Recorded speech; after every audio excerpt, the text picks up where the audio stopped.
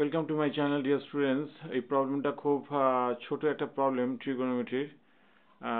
যারা মাধ্যমিক পরীক্ষা দিচ্ছ এবং যারা আইসিএসসি সিবিএসসি দিচ্ছ তাদের জন্য ছোট্ট একটা স্বাভাবিক প্রবলেম।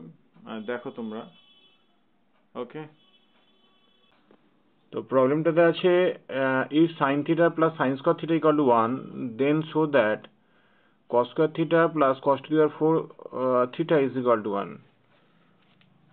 ওকে, তো আমরা কি জানি, তোমরা সবাই এটা জানো যে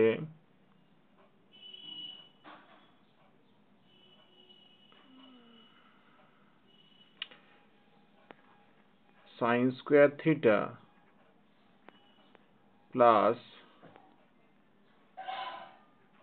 কস স্কয়ার থিটা ইকুয়াল টু 1।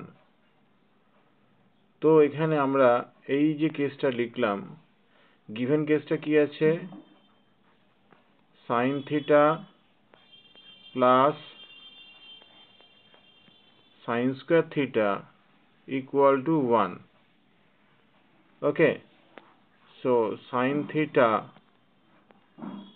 সমান 1 মাইনাস সাইন স্কয়ার থিটা আমরা লিখতে পারি।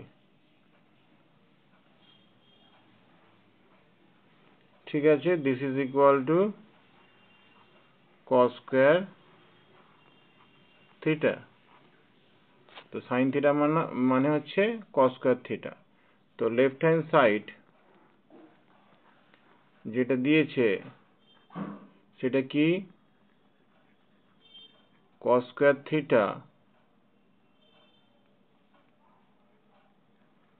Plus cos to the power 4 theta.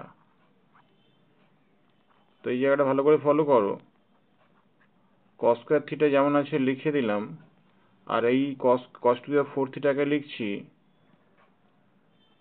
Cos square theta whole square. Okay, so that is equal to কি লেখা যায়,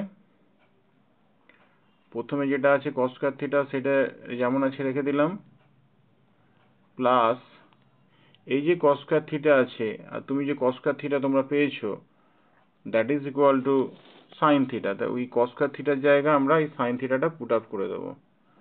সো দিস ইজ